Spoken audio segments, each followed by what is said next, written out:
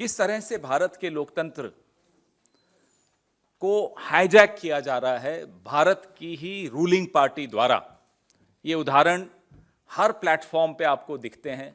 और विडंबना इस बात की है कि बीबीसी ने कुछ छाप दिया या कोई फिल्म बना दी तो साहब विदेशी लोग हस्तक्षेप कर रहे हैं। विदेश में जाकर अपनी ही देश की निंदा करने वाले प्रधानमंत्री को तब शर्म नहीं आती जब वो बाहर जाकर अजीब अजीब बातें करते कि शर्म आती थी इस देश में पैदा होते। और उसके बाद देश में सोशल मीडिया पर देश के चुनावों को, देश के लोकतंत्र को प्रभावित करने के लिए आप इजराइल की एजेंसीज को बुला लेते हैं, तब आपको शर्म नहीं आती। तब देश के लोकतंत्र को कोई खतरा नहीं है, तब विदेश से कोई हस्तक्षेप नहीं हो रहा क्योंकि आप कर रहे हैं। पेगासस के वक्त आपको तब नहीं याद आता कि आप विदेश की सहायता लेकर अपने ही देश के महत्वपूर्ण व्यक्तियों के फोन्स को हैक करा रहे हो। ये एक खतरनाक दौर से हम गुजर रहे हैं जिसमें देश वाकई खतरे में आ गया है, देश का लोकतंत्र खतरे में आ गया है।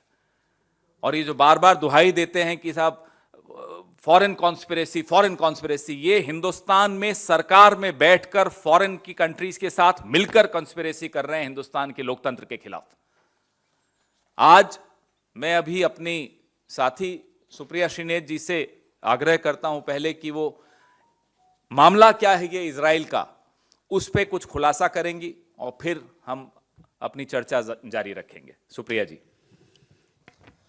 धन्यवाद पवन जी, आप सबको मेरा नमस्कार। और जैसा कि पवन जी ने कहा कि जो अंतर्राष्ट्रीय साजिश की बात करते हैं वो देश में रहकर देश के खिलाफ अंतर्राष्ट्रीय ताकतों से मिलकर साजिश कर रहे हैं और उसका पर्दाफाश लगातार हो रहा है। जैसा कि पवन जी ने कहा, शुरुआत कैम्ब्रिज एनालिटिका से हुई थी और कैसे उसने भाजपा के लोकसभा 2014 और 5 राज्यों में भाजपा की सहायता करी थी। फिर पेगासस का मामला सामने आया जिसमें विपक्ष के बड़े नेताओं पर, सुप्रीम कोर्ट के न्यायाधीशों के इर्द गिर्द, इलेक्शन कमिश्नर्स के आसपास और अपने ही लोगों पर जासूसी कराई गई। और अब ये जो नया मामला सामने आया है ये एक बड़ी खबर है और ये खबर बताती है ये एक कंसर्टेड एफर्ट था जिसका एक्सपोजे इंटरनेशनल जर्नलिस्ट्स ने किया है। और कुछ भी कहने से पहले मैं लिखकर दावा कर सकती हूं कि इसको भी अंतर्राष्ट्रीय साजिश बोला जाएगा, लेकिन इसमें क्या पता चला है वो जानना और समझना बहुत जरूरी है। ताल अनान 50 वर्षीय एक इजरायली स्पेशल फोर्स के ऑपरेटिव हैं। उनका ये दावा है और ये सारी जो रिपोर्ट आई है वो अंडर कवर 8 महीने की कड़ी मेहनत, अंडर कवर रहने के बाद फिजिकल मीटिंग्स, ऑनलाइन मीटिंग्स, क्या दावे किए गए, उसकी क्या पुष्टि हुई, अकाउंट्स कैसे ट्रैक हुए, उसके बेसिस पर आई है। तो नटशेल में अगर संक्षिप्त में मैं आपको बताऊं तो इजराइल के कॉन्ट्रैक्टर्स की एक टीम है जो ये दावा करते हैं और इस रिपोर्ट का ये दावा है और उन्होंने पुष्टि भी करी है कि उस दावे में सच्चाई है कि कभी करीब 3 इलेक्शंस, विश्व भर के 30 बड़े चुनावों में इन लोगों ने हस्तक्षेप किया है। वो हस्तक्षेप हैकिंग के माध्यम से है और उससे ज्यादा वो हस्तक्षेप झूठ के माध्यम से है। झूठी खबरें फैलाना, प्रतिद्वंदियों का कैरेक्टर असैसिनेट करना, एक डिसइंफॉर्मेशन कैंपेन करना, फेक न्यूज फैलाना, अलग अलग तरह के बॉट्स बनाना, ये सारे काम ये इजरायली फर्म कर रहा है। इसके फुटप्रिंट इंडिया में भी मिले हैं, इंडिया में भी इसका इस्तेमाल किया गया और आपको सबको पता है कि बिना सरकार की सहमति हुए इसका इस्तेमाल नहीं हो सकता है। अब मैं आपको बताती हूं कि ये क्या क्या करते हैं। आप सबको पता है कि फेसबुक का जो संदिग्ध भूमिका लोकतंत्र को ध्वस्त करने में पहले से रही है, उस पर सवालिया निशान लगातार उठते रहे हैं। लेकिन ये जो फर्म है, जिस फर्म की हम बात कर रहे हैं, इसको टीम ओरे, शायद इसे प्रोनाउंस किया जाता है JORGE, I think in the dialect there it's called ओरे। टीम ओरे का ये दावा है कि सिर्फ फेसबुक ही नहीं, वो Gmail, Telegram, LinkedIn, Instagram, YouTube, Twitter, सब पर उनके अवतार हैं। वो हर जगह फेक न्यूज फैला सकते हैं, वो हर जगह डिसइंफॉर्मेशन कैंपेन फैला सकते हैं, उनके बॉट्स होते हैं, उनका एक ऑलमोस्ट प्राइवेट मिलिशिया है सोशल मीडिया पर, और वो हर तरह की डिसइंफॉर्मेशन कैंपेन प्रतिद्वंदियों के खिलाफ जहां की सरकारें उनको एंगेज करती हैं, और हिंदुस्तान में भी ऐसा करके फैलाया गया है। ये फेक पेटिशंस फैलाते हैं। लेकिन दिक्कत की बात यह है, और हम दिक्कत के सवाल से शुरू करते हैं। दिक्कत की बात यह है कि जो इनका मोडस ऑपरेंडी है, जैसे ये ऑपरेट करते हैं, वो टोटल इमेज, टोटल मिरर होता है भारतीय जनता पार्टी के आईटी सेल में। और मैं छोटा सा उदाहरण आपको दे देती हूं। एक फेक न्यूज, एक डिसइंफॉर्मेशन कैंपेन किसी छोटे से अकाउंट से, जिसके 10 या 20 फॉलोअर होते हैं, ऐसे अकाउंट से लगा दी जाती है। उसके बाद जो पूरा राइट विंग इकोसिस्टम है वो उसको फैलाना शुरू करता है। भारतीय जनता पार्टी के चुने हुए सांसद, विधायक, मंत्री, बड़े बड़े ऑफिशियल्स उसको शेयर करते हैं, उस फेक न्यूज को, उस डिसइंफॉर्मेशन को। और उसके बाद जो अधिकांश मीडिया है, स्पेशली जो नोएडा के कमांडो वॉरियर एंकर हैं, वो उसको गॉस्पल ट्रूथ, सत्य वचन मानकर अपने टीवी चैनलों पर लगा देते हैं। उस पर पूरी शाम, पूरी रात, पूरे दिन बहस होती है, एक नैरेटिव बिल्ड किया जाता है, लोगों के दिमाग में एक ये संशय डाला जाता है। और उसके बाद जब इसका पर्दाफाश होता है तो ये सब लोग चुप बैठ जाते हैं, क्योंकि the damage has been done. और मैं आपको एक उदाहरण से ये बता देती हूं। ये फोटो है मिस अमूल्या लियोना की। इन्होंने ओवैसी जी की किसी रैली में, उन्होंने ओवैसी जी की किसी रैली में पाकिस्तान जिंदाबाद के नारे लगाए थे। हमारी केरला स्टूडेंट यूनियन एसोसिएशन की जो मीवा जॉली जी हैं, वो राहुल गांधी जी से केरला में मिली, उनके साथ चली। एक छोटे से ट्विटर अकाउंट ने यह फेक कैंपेन शुरू किया कि पाकिस्तान जिंदाबाद के नारे लगाने वाली लड़की राहुल जी के साथ आई है। इसको तुरंत राइट विंग ने पिकअप किया, भाजपा के हैंडल्स ने पिकअप किया, उनके फेक न्यूज सरगना की टीम ने पिकअप किया, तमामों मंत्री, तमामों एमपीज ने इसको पिकअप करके ये फेक न्यूज कैंपेन चलाई। फैक्ट चेक जब हुआ तो सच सामने आया। लेकिन उस दौरान ये व्हाट्सएप पे, ये टेलीग्राम पर, ये मेल पर, ये हर सोशल मीडिया प्लेटफॉर्म पर झूठ फैलाया जा चुका था। ये तो झूठ हो गया कि आप किसी का कैरेक्टर असैसिनेट कर रहे हैं, आप राहुल जी पर बेकार का आक्षेप लगा रहे थे।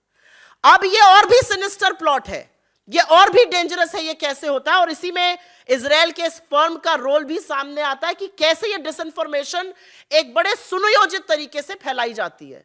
आप सबको याद होगा उदयपुर का कन्हैया हत्याकांड, उसने सबकी रूह हिला दी थी। जो हुआ वो सर्वथा गलत था। राजस्थान की सरकार ने एक डिसाइसिव एक्शन लिया और तुरंत बहुत बड़ा एक और भी बड़ी घटना होने से बचाया।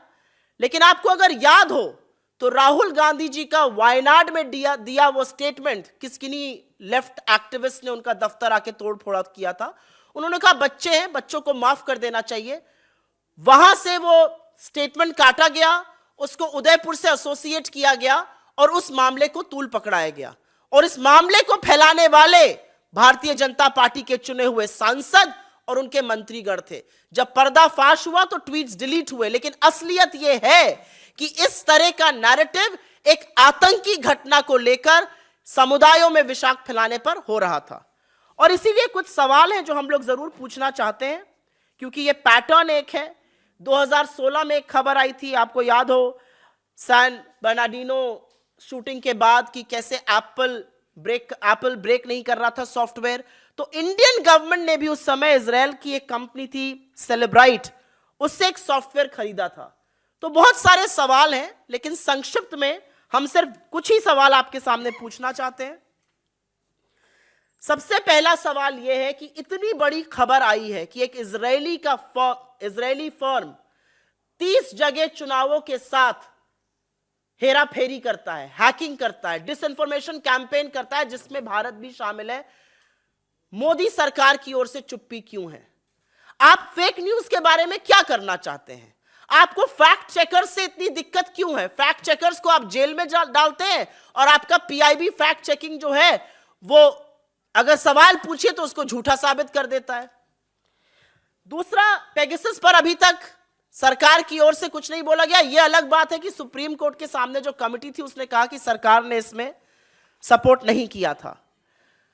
लेकिन इन सब का जो लब्बो लबाब है वो ये है कि फेक न्यूज जिस तरह की देश में फैलाई जा रही है, जिस तरह से एक पर्टिकुलर वर्ग के खिलाफ, हमारे नेताओं के खिलाफ, हमारी पार्टी के खिलाफ फैलाई जा रही है, उसमें कितना हाथ बीजेपी की आईटी सेल का है और कितना योगदान आपके ऐसे तथाकथित पार्टनर्स का है जिनको आप लेकर इस देश में आए हैं, चाहे वो इजराइल से हो या कहीं और से हो। अभी क्योंकि रिपोर्ट्स इजराइल से आ रही हैं, इस फर्म की टीम औरे की, तो हम जरूर ये सवाल पूछेंगे कि इसके बारे में आप क्या करने की कोशिश कर रहे हैं, कि क्या कोई कमिटी, क्या कोई सुप्रीम कोर्ट मॉनिटर्ड प्रोब, क्या आपका आईटी डिपार्टमेंट इस पर कुछ भी विचार कर रहा है? क्योंकि अगर नहीं कर रहा है तो असलियत यह है कि लोकतंत्र को खतरे में डालने वाले, इस देश के साथ लोकतंत्र में खिलवाड़ करने वाले, लोगों के इलेक्टोरल चॉइसेस पर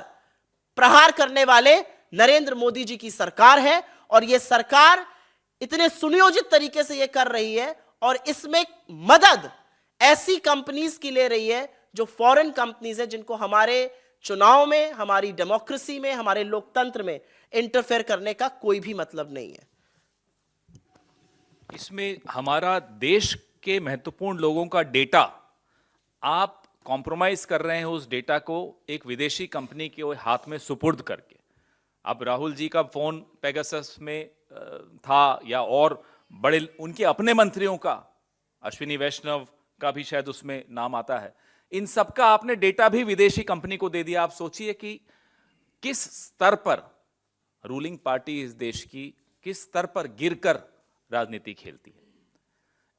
एम्स तो बना नहीं पाए, लेकिन ये जो सॉफ्टवेयर है ना, इसका नाम एम्स है, एडवांस्ड इंपैक्ट मीडिया सॉल्यूशंस, ये इनका कंट्रीब्यूशन है। हम तो एम्स बना बना के खुश होते थे कि हमने एम्स बना दिए पूरे देश में।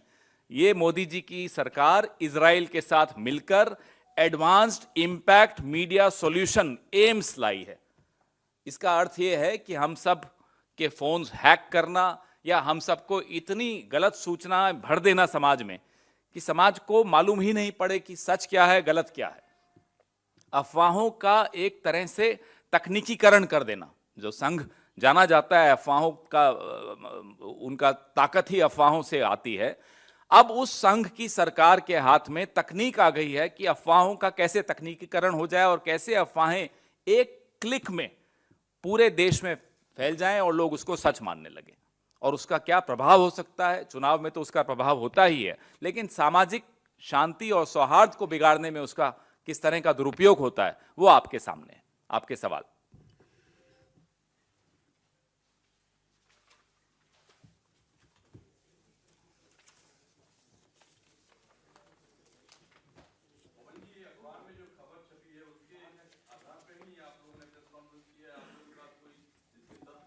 हमारे पास तो एजेंसीज नहीं है साहब कि तथ्य इस तरह से आए, हम तो आप ही पर निर्भर करते हैं। और ये काफ़ी पत्रकार कई महीनों से, जैसा कि सुप्रिया जी बता रही थी, कई महीनों से ये पत्रकार खोजी पत्रकारिता करते हुए इस निष्कर्ष पे पहुंचे हैं, जहां ये उस कंपनी के, जिस कंपनी की हम बात कर रहे हैं, इजराइल की कंपनी की, उस कंपनी के अधिकारियों से उन्होंने बात की अंडर कवर बनकर, और उस बात के आधार पर ये सारे तथ्य निकले हैं कि कहाँ कहाँ किन किन देशों में उन्होंने चुनावों पर प्रभाव डाला है। ये पूरी एक खोजी पत्रकारिता है, एविडेंस के साथ, तथ्यों के साथ इन्होंने छापा है।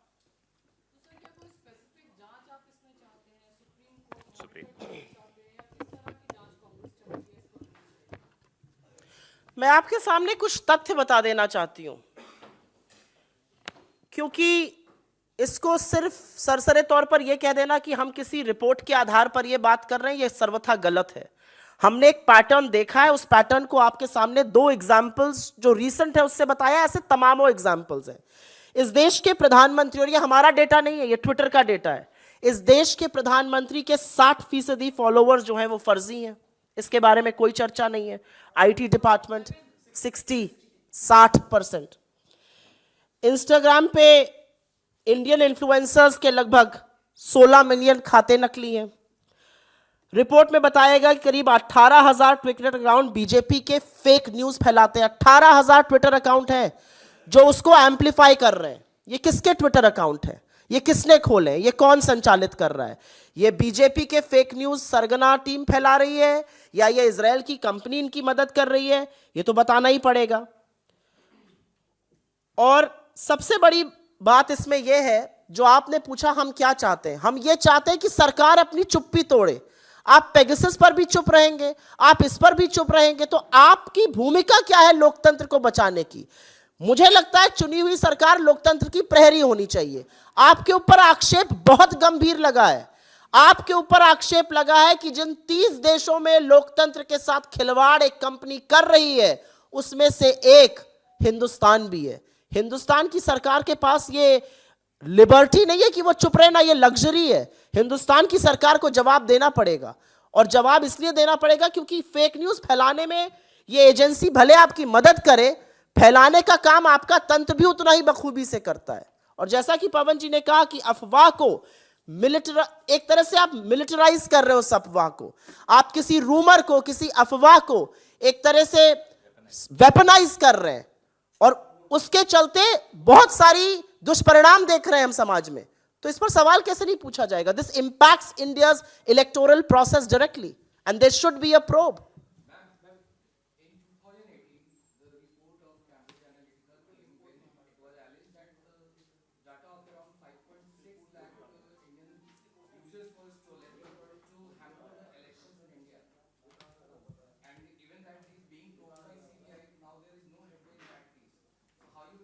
This is not the first time. This is not the first time that allegations of data theft have been made against the Modi government. In fact, one of the most serious charges this government faces is data theft and data manipulation to actually tamper with the electoral process. You saw what was happening in Karnataka in the name of NGOs collecting data. They were actually tampering electoral rolls. They were actually tampering electoral data. This government is known to play with big data to their advantage. और आपकी बात बिल्कुल सही है, CBI के case का क्या हुआ मुझे नहीं पता, लेकिन आज ये जो रिपोर्ट सामने आ रही है कि ये डेटा से भी बढ़कर है। एक तो आपने डेटा प्रोफाइलिंग कर ली, अब आप उस डेटा प्रोफाइलिंग करने के बाद गलत फेक न्यूज इस आशय से फैला रहे हैं कि इलेक्टोरल प्रोसेस प्रभावित हो। इससे बड़ा लोकतंत्र की हत्या और क्या हो सकती है, मेरी समझ के परे है। I was just told actually, it's very funny, and I will tell you why. I think coming from Uttar Pradesh and somebody who's deeply interested and active in Uttar Pradesh की राजनीति में, जो कानपुर में हुआ वो रोंगटे खड़े करने वाला मामला था। एक परिवार के ऊपर बुलडोजर चला दिया जाता है, मां और बेटी आत्मदाह कर लेती हैं, जब वो जल रही हैं तब भी बुलडोजर चल रहा है, और इतने ग्राफिक वीडियो आए जो लगाए नहीं गए, और उनके पिता की निरी आंखें दिखाते हुए और उस जली लाश को दिखाते हुए अगर मैंने ट्वीट किया तो मेरा ट्विटर अकाउंट ब्लॉक किया गया है। किसने रिपोर्टिंग करी थी? Twitter doesn't block on its own, there must be a reporting. किसने रिपोर्टिंग करी थी? उत्तर प्रदेश की या मोदी सरकार का एक पैटर्न है, और वो पैटर्न ये है कि खबर को दबाओ, अपराधी को सजा मत दो, अपराधी को तो संरक्षण मिलेगा। अगर कोई खबर आपके खिलाफ जा रही है तो पहले जो खबर दिखा रहे हैं, जो उस बारे में बात कर रहे हैं, उन जर्नलिस्ट के खिलाफ एफआईआर कर दो, जेल में डाल दो, और उसके बाद आप राजनीतिक लोगों पे प्रहार करना शुरू कर दो। तो आप सबकी आवाजें थोड़ी बंद कर सकते हैं, एक अकाउंट ब्लॉक करने से क्या होता है?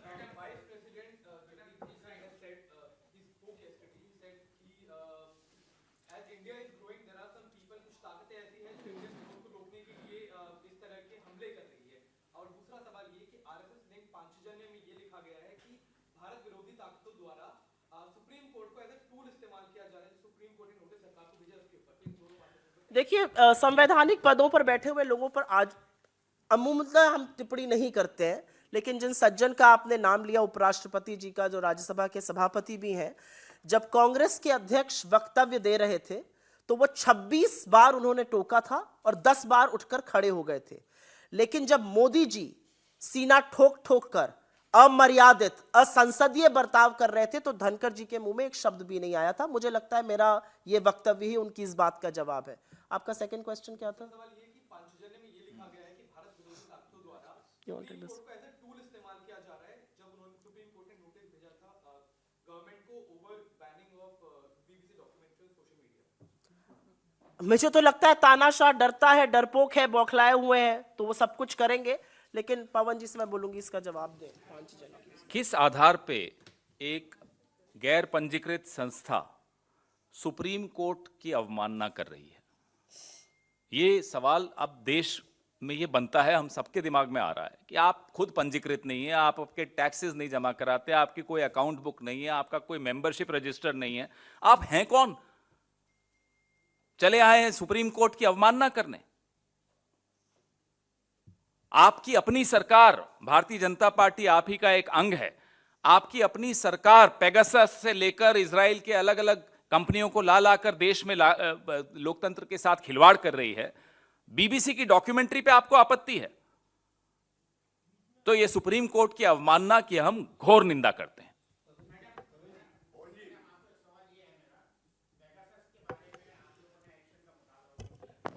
क्या किया था? हाँ हाँ हाँ, यस यस वी डिड।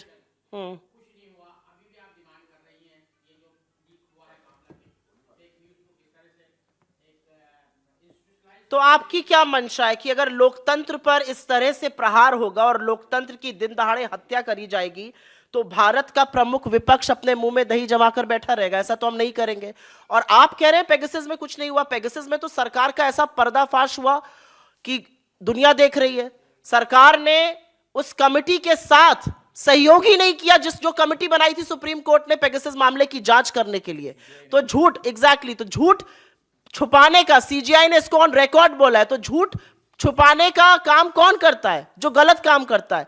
आपको लगता है पेगासस पे सरकार का पर्दाफाश नहीं हुआ? सरकार बेनकाब नहीं हुई है।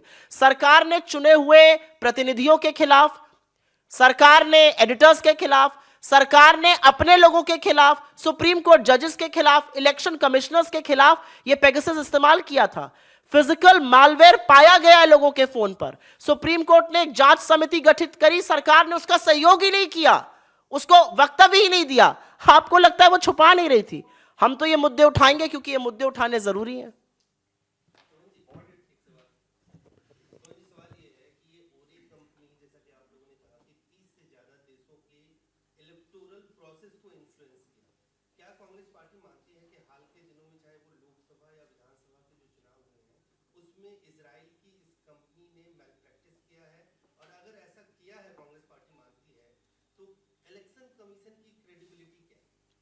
बात इलेक्शन कमीशन तो आपने बहुत छोटी बात की है। बात इस देश की सरकार की क्रेडिबिलिटी पर आ गई। अभी आपको सुप्रिया जी ने एक उदाहरण दिया, ये वाला। दूसरा उदाहरण दिया इन्होंने कन्हैया कुमार की जो हत्या हुई थी वहां उदयपुर में, उसका। वो तो अलग बात है कि बाद में मालूम पड़ा कि हत्यारा भारतीय जनता पार्टी से संबंधित निकला और स्थानीय नेता भारतीय जनता पार्टी को उसको छुड़वाने की भी प्रयास कर रहे थे। वो अलग बात है, इसलिए वो अपने एजेंडा में कामयाब नहीं हुए। लेकिन उनका जो एजेंडा था वो सुप्रिया जी ने आपके सामने रखा कि कैसे एक गलत खबर को मार्केट में लाते हैं। तो सोचिए, चुनाव को प्रभावित करने के लिए इतना बड़ा डेटा जिस सरकार के पास है, उस डेटा पर वो क्या क्या डालते होंगे, किस तरह की सूचनाएं डालते होंगे। जैसा कि हम बार बार आपको कहते हैं कि राहुल गांधी जी की छवि को खराब करने के लिए अरबों रुपए खर्च किए। आप समझ में आ रहा है ना कहां खर्च किए? और हमें ये भी आप और हम दोनों जानते हैं कि वो अरबों रुपए आते कहां से हैं। वो दोस्त को बचाते हुए घूम रहे हैं ना। हम सवाल दोस्त से पूछते हैं, जवाब मोदी जी देने आते हैं। देखिए कितनी घबराहट है, क्योंकि वो अरबों रुपए जहां से कमाते हैं वो भी आपके सामने आ गया, जहां खर्च करते हैं वो भी आपके सामने आ गया। तो क्रेडिबिलिटी तो सरकार की अब दांव पे लगी हुई है। एक चुनाव आयोग तो बहुत अलग बात हो जाती है, छोटी बात हो जाती है।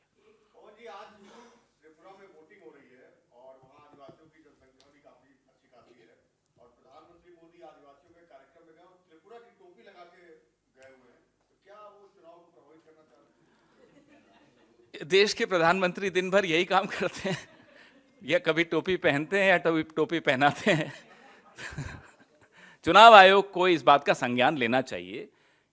आपने अक्सर पिछले 8 साल में देखा कि चुनाव का पहला चरण की वोटिंग चल रही है, दूसरे चरण का प्रचार करने वो चले जाएंगे और उस प्रचार का लाइव टेलीकास्ट पूरे देश में हो रहा होता है। क्या वो प्रभावित नहीं कर रहे पहले चरण के चुनाव को? तो इस तरह के कई सवाल चुनाव आयोग को उनके उत्तर देने चाहिए और हम उम्मीद करते हैं चुनाव आयोग स्वतः संज्ञान लेगा। हम कल भी गए थे त्रिपुरा के ही मुद्दे को लेकर चुनाव आयोग के समक्ष, और हमें उन्होंने आश्वासन दिया है कि वो संज्ञान ले रहे हैं कुछ मुद्दे जो हमने उठाए थे। गृह मंत्री जाकर चुनाव अधिकारियों से बैठक कर रहे हैं रात को 1 बजे त्रिपुरा में। बताइए कब हुआ ये? इस देश के इतिहास में कभी नहीं हुआ। चुनाव आयोग ने भी संज्ञान लिया है। तो ऐसे कई उदाहरण हैं। उम्मीद करते हैं जो आपने बात कही इसका भी चुनाव आयोग संज्ञान लेगा।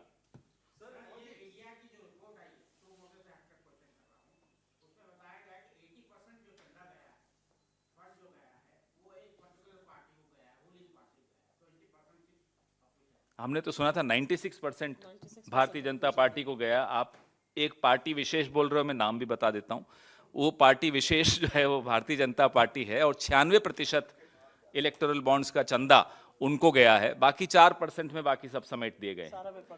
तो हम मांग भी कर रहे हैं, अभी हम मांग भी कर रहे हैं, सार्वजनिक करें ना वो डेटा, अदानी जी की कितनी कंपनियों ने कितना पैसा इन्हें दिया।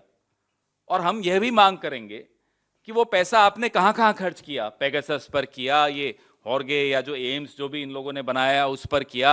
सब कुछ सार्वजनिक करिए, डरते क्यों हैं? शास्त्री जी हैं, रोज हिंदू राष्ट्र की मांग कर रहे हैं, और उस पर वैसे साफ करें कि देश को संविधान से चलाना है, और क्यों इनके ऊपर कोई कार्रवाई नहीं होती है, लगातार बोले जा रहे हैं। ओवैसी जी के दोस्त हैं ना मोदी जी, पूछ ले उनसे फोन उठाकर। रोज तो फोन पे बात करते हैं, अब आपके माध्यम से क्यों पूछ रहे हैं? उनको कहिए मोदी जी से फोन पे जो बात करते हैं तो एक बार ये सवाल भी पूछ लें कि क्यों नहीं कार्रवाई कर रहे। कानपुर की घटना पर कहा उन्होंने कि बुलडोजर तंत्र हावी हो गया। आप कानपुर की घटना जो है वो दिल दहलाने वाली घटना है, और कानपुर की घटना ने एक चीज तो पूरी तरह से प्रूफ कर दी है, मेरा अकाउंट ब्लॉक करें या कुछ करें मुझे फर्क नहीं पड़ता है। लेकिन जो मैंने वहां कहा था वो मैं दोबारा से कहूंगी। अगर योगी जी को लगता है कि बुलडोजर बाबा की छवि बनाकर वो मोदी जी को रिप्लेस कर देंगे, तो वो ये भूल जाते हैं कि ये देश लोकतांत्रिक है और अंततोगत्वा ये संविधान से चलेगा। क्योंकि जो जली हुई लाशें एक मां बेटी की, और जो दीक्षित जी की तस्वीर सामने आई है, वो चीख चीख कर सवाल पूछ रही है कि ये बुलडोजर कहां से न्याय का स्रोत बन गया उत्तर प्रदेश में। आज क्योंकि ये गरीब ब्राह्मण परिवार के खिलाफ है तो इस पर बहुत चर्चा हो रही है। अगर किसी और समुदाय के खिलाफ होता तो इसको न्याय का बुलडोजर कहा जाता। हमारे पत्रकार बंधु उस पर चढ़ जाते हैं, विदेश से जो प्राइम मिनिस्टर आते हैं वो जेसीबी के बुलडोजर पे चढ़ जाते हैं। तो दिक्कत की बात यह है कि बुलडोजर के माध्यम से आप इस देश को, उस प्रांत को चलाने की जो कोशिश कर रहे हैं वो सर्वथा गलत है। और कानपुर में जो हुआ, it is most heinous of the crime. आपको पता था कि उस झोपड़ी में, उस घर में वो मां और बेटी है, और इतना दिल दहलाने वाला वीडियो है कि उसके बाद भी वो बुलडोजर चल रहा था, और वो तब तक चलता रहा जब तक वहां पर वो जल नहीं गई।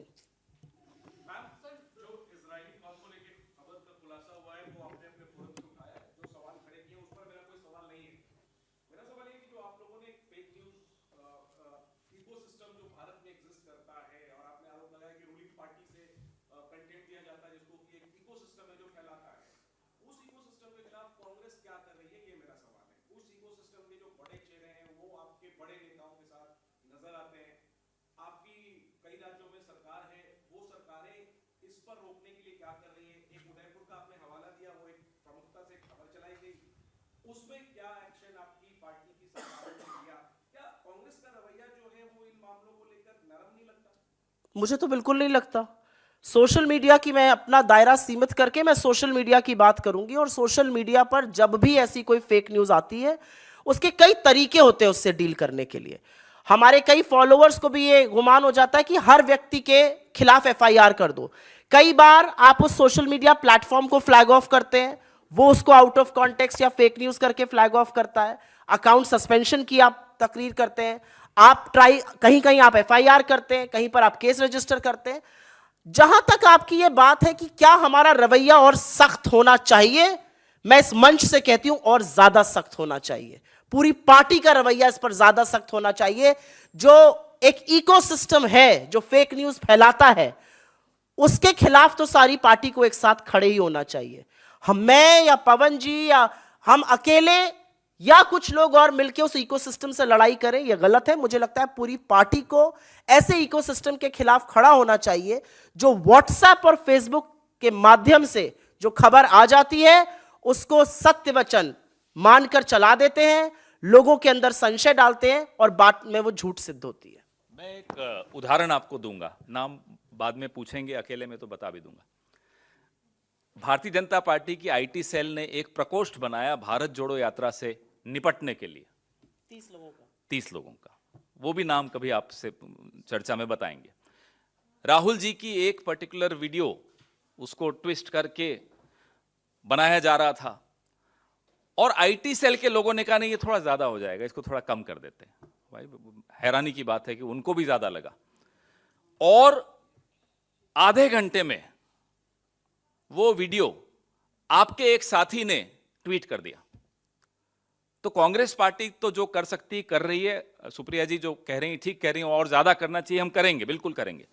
मैं बता रहा हूं कि आपके एक साथी ने उस वीडियो को ट्वीट किया जिस वीडियो को आईटी सेल ने भी टच नहीं किया कि थोड़ा ज्यादा हो गया। तो जिम्मेदारी हम सबकी है। आपसे भी मैं यह आह्वान करूंगा कि इसमें पार्टी को छोड़ दीजिए, कांग्रेस पार्टी को आप मत सपोर्ट कीजिए, कोई दिक्कत नहीं हमें, आप अपना काम करिए, लेकिन जो चीज सरेआम फेक हो, भले वो किसी भारतीय जनता पार्टी को समर्थन मिल रहा हो उस फेक न्यूज से कम उसको एक्सपोज करने में हमारी और समाज की मदद कीजिए। कांग्रेस पार्टी को तो जो करना है बिल्कुल करेगी। एक सवाल राजस्थान पर पूछना चाह रहे थे, राजस्थान को लेकर के आ रहा है कि कुछ सियासी फेरबदल क्या वहां हो सकते हैं? एक खेमा नाराज चल रहा है, अभी चुनाव में दिसंबर में होंगे चुनाव और मुझे लगता नहीं कि दिसंबर में भी कांग्रेस पार्टी हारेगी, तो फेरबदल तो वहां नहीं होगा, कांग्रेस पार्टी ही वापस आएगी। लेकिन अशोक गहलोत और सचिन पायलट के बीच में जो मैं तो पार्टी की बात कर रहा हूं कि दिसंबर में जो चुनाव होने वाला है उसमें भी कांग्रेस भारी बहुमत से जीतने वाली है। हाँ जी बोलिए।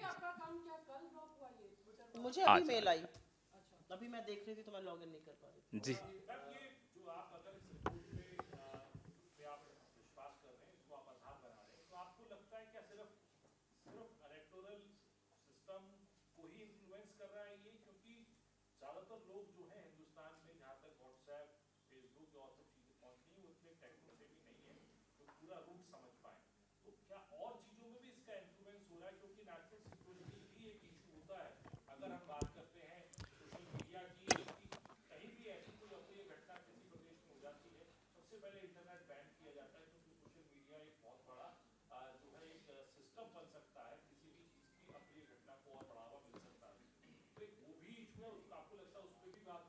पर इवेंचुअली तो सब कुछ आकर चुनाव पर रुक जाता है ना। अगर आप वैमनस्यता दो समुदायों में फैला रहे हैं, अगर आप कोई फेक न्यूज किसी व्यक्ति विशेष के खिलाफ फैला रहे हैं, अगर आप कैरेक्टर असैसिनेशन हमारे नेता का कर रहे हैं, तो इवेंचुअली तो वो आकर तो टिक जाएगा चुनावों पर ही। तो ये बिल्कुल चुनावों के साथ खिलवाड़ करने की बात है।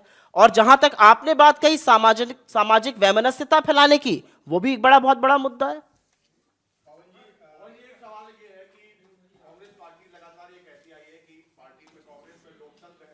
हमारे यहाँ चुनाव होता है, तो आने वाले टाइम में क्या कांग्रेस कार्य समिति का भी चुनाव होगा? कुछ काम तो स्टीयरिंग कमेटी को भी करने दो, हर काम स्पोक्स पर्सन से ही कराओगे।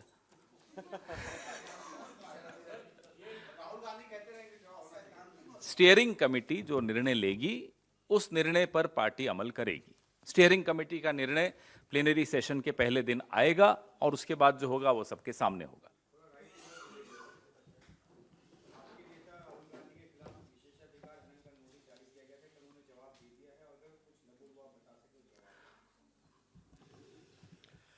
राहुल गांधी जी के वक्तव्य के 18 अंशों को एक्सपंज किया गया था और वो 18 अंश जो एक्सपंज हुए उनका एक ही पैटर्न था।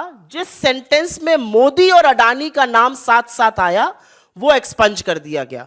उनके जो 3 बिल्कुल ठोस सवाल थे, कितनी यात्राओं पे साथ गए, किन यात्राओं पे जाकर उनसे मिले, कितनी यात्रा प्रधानमंत्री की थी, जब वो वापस आ गए उसके बाद अडानी जी को प्रोजेक्ट मिल गया, वो भी एक्सपंज किया गया।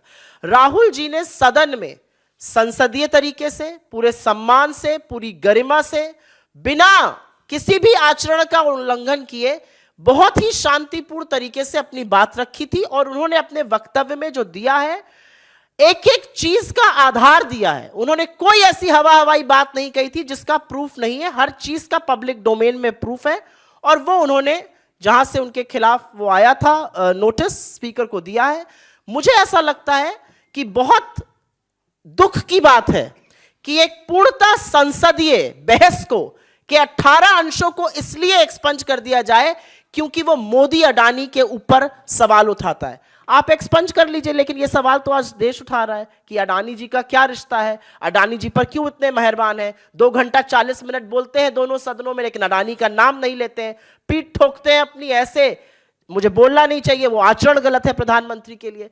तो ये सारी चीजें हैं, लेकिन जैसा कि राहुल जी ने कहा, the absolutely last thing that he is scared of is Narendra Modi, and mister Modi forgets that very often. ये ट्विटर की अपनी रिपोर्ट थी 2018 की। सॉरी,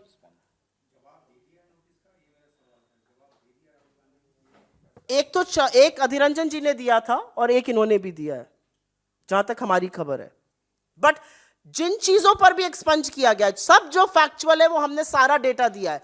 कब कॉन्ट्रैक्ट मिला, कब मोदी जी वहां से वापस आए।